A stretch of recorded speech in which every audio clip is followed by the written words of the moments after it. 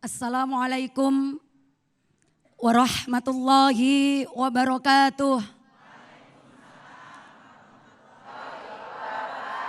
Bismillahirrahmanirrahim. Alhamdulillahirabbil alamin. Asyhadu an la ilaha illallah wa asyhadu anna Muhammadar Rasulullah. Allahumma shalli ala sayyidina Muhammad wa ala alihi wa sahabatihi ajma'in. Sama-sama kita hormati guru-guru kita, Al-Mukarram Bapak Kiai Haji Asep Anom, beserta Ustadz Solmed, juga Ustadz Sofyan, para Ustadz, Ustadzah, seluruh pemirsa TV One yang ada di Masjid Husnul Khotimah Jati Asih, ya Bu, Bekasi, beserta pemirsa dimanapun Anda berada. Alhamdulillah bersyukur kepada Allah limpahan karunia-Nya. Salawat beserta salam semoga tetap tersanjungkan pada junjungan kita Nabi besar Muhammad SAW. Pemirsa TV One yang dirahmati oleh Allah. Tadi di segmen pertama Kiai Haji Asep Anom sudah menjelaskan tingkatan dosa. Ada dosa kabir, dosa yang besar, dan ada dosa soghir, dosa yang kecil. Kalau dosa besar itu hukumannya sudah dijelaskan oleh Allah dalam Al-Quran dan Sunnah. Dosa kecil tidak dijelaskan secara jelas. Tapi justru dosa kecil akan bisa berubah menjadi dosa besar dengan berbagai macam faktor. Kapan seseorang melakukan dosa kecil kemudian bisa berubah menjadi dosa besar? Sebagai hamba Allah tentunya kita berharap lahir dalam keadaan fitrah, pulangnya pun dalam keadaan fitrah. Karena Bapak Ibu semua kepingin merasakan kenikmatan bahagia dunia dan akhirat. Tapi yang namanya manusia tidak pernah terlepas dari yang namanya berbuat salah. Nah, dosa-dosa kecil ini yang kadang kita tidak sadari bisa berubah menjadi dosa besar dengan sebab satu, al-israr wal muwadobah. Dilakukan secara terus menerus dan menjadi kebiasaan. Jadi secara tertib terus menerus. Kalau seseorang berbuat maksiat terus menerus kemudian menjadi sebuah kebiasaan, itu nanti melahirkan sebuah dosa yang sangat besar. Contoh, orang pacaran. Pertama kali pacaran ngapain dulu? Kenalan. Habis kenalan pegang apa? Ibu tahu? Pegang tangan. Habis pegang tangan terus ngapain? Meluk. Habis meluk terus mencium. Habis mencium terus berbuat zina. Habis berbuat zina kemudian mengandung. Habis mengandung kemudian karena takut dosa akhirnya bayinya dibunuh sendiri. Awalnya dosa kecil dari memandang, kemudian karena dilakukan terus menerus bisa menjadi dosa besar. Nah, zaman sekarang itu sering dilakukan nih ibu-ibu, bapak-bapak yang sudah punya keluarga. Jangan suka terlalu aktif di medsos, apalagi temannya yang bukan muhrim. Masa temannya mak-mak, bapak-bapak semua? Masa temannya bapak, mak-mak semua? Sehingga kadang awalnya sih judulnya reuni. Awalnya reuni ya Bu? Ketemu. Habis ketemu tukaran nomor HP.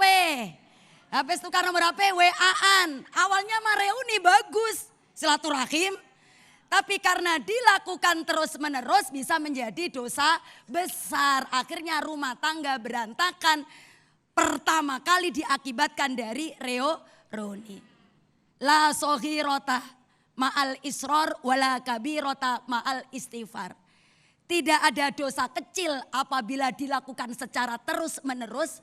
Dan tidaklah disebut dosa besar apabila dia melakukan istighfar mohon ampun kepada Allah. Kalau orang berbuat dosa besar satu kali minta ampun langsung diampuni oleh Allah.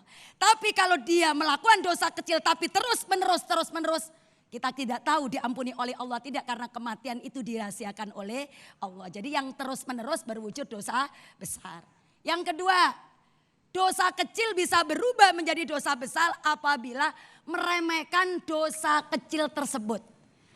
Ayyastaghfirad danba, yaitu menganggap kecil sebuah dosa. Makanya kan kata sebagian ulama ahli hikmah mengatakan la takhirud dunubah. Janganlah kamu meremehkan dosa-dosa asghar yang kecil. Fa innaha, karena sesungguhnya dosa kecil itu tatasya'abu, bisa bercabang-cabang menjadi dosa al-kibaru yang besar. Jangan meremehkan. Tadi awalnya yang kecil-kecil. Kecil-kecil apa? Nge-share sesuatu yang gak manfaat. Tapi karena ibu meremehkan sesuatu itu padahal itu biasa saja.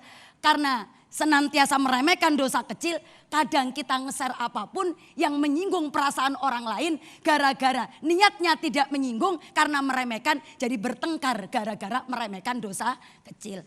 Ada seorang wanita yang dihukum oleh Allah dimasukkan neraka hanya gara-gara meremehkan dosa kecil, yaitu mengurung kucing sampai mati. Dikiranya sepele, padahal karena dia meremehkan dosa kecil itu bisa berubah menjadi dosa besar. Bagi kita semua, kalau kita merasa bahwa ini adalah sebuah dosa besar, maka di mata Allah itu dianggap kecil. Tapi kalau kita mengatakan ini adalah dosa yang sangat kecil, dilakukan yang tadi terus-menerus, meremehkan juga, berakibat menjadi dosa yang besar. Ada seorang ahli ibadah, Bapak Ibu, beribadah. Awalnya tukang maksiat, bermaksiat selama puluhan tahun, kemudian dia bertobat. Setelah tobat, dia melakukan semua amalan-amalan yang dilakukan Rasulullah. Dia terus puasa, dia menjalankan sholat 5 waktu, ditambah dengan yang sunnah. Kemudian dia terus menerus baca Al-Quran, menjadi ahli ibadah. Tapi kemudian ketika dia bersilaturahim kepada temannya, dia pergi ke seorang teman, dia disuguhin makan. Setelah disuguhin makan, pulangnya karena ada salah satu sisa makanan yang nyelip di gigi, diambil tusuk gigi di rumah temannya tadi. Maka suatu ketika temannya bermimpi, dimimpiin temannya yang sudah wafat tadi, dia wafat yang ngambil tusuk gigi. Setelah dimimpiin dikatakan, apa yang dilakukan oleh Tuhanmu terhadap engkau? Ternyata saya tertahan, tidak jadi masuk surga gara-gara mengambil tusuk gigi yang bukan milik kita. Tuh. Sepele kan? Kadang ibu-ibu kalau jalan-jalan lari pagi, pulangnya bawa daun salam, daun singkong. Tahu punya siapa, diambil semua. Ya, kadang ngomong sendiri, ibu bapak minta daun singkong, ibu jawab sendiri, iya ambil. 2, meremehkan.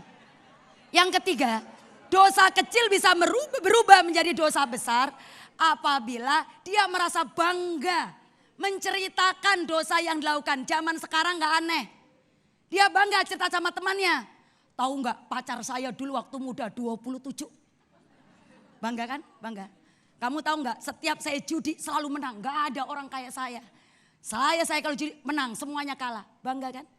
Nah ini termasuk adalah salah satu ciri dosa kecil bisa berubah menjadi dosa besar. Yang keempat, dosa kecil bisa berubah menjadi dosa besar apabila dilakukan oleh orang alim. Siapa Bapak Ibu orang alim? Orang alim adalah al-alimu man amila bi ilmihi. Orang alim itu adalah orang yang mengamalkan ilmunya. Jadi kalau yang berbuat dosa itu orang jahil, tahu jahil. Orang yang gak ngaji, orang yang gak ngerti. Makanya kan kalau orang gak ngerti gak dosa. Kenapa kamu dari tadi sholatnya ngadep ngalor? Tahu ngalor? Sholatnya ngadep ke utara. Karena dia gak tahu keder gak dosa. Tapi kalau dia tahu tetap melakukan sholat ngadep ke utara, dia dosa. Lah ini orang alim. Mengajarkan ilmu, ini gak boleh, ini boleh, ini dilarang, ini harus dilakukan. Tapi orang alim itu melakukan dosa seperti itu, maka akan diikuti oleh semuanya, menjadikan dosa kecil berubah menjadi dosa besar. Itu yang bisa saya sampaikan, mohon maaf. Wallahu muwaffiq ila aqwamit thoriq. Wassalamualaikum warahmatullahi wabarakatuh.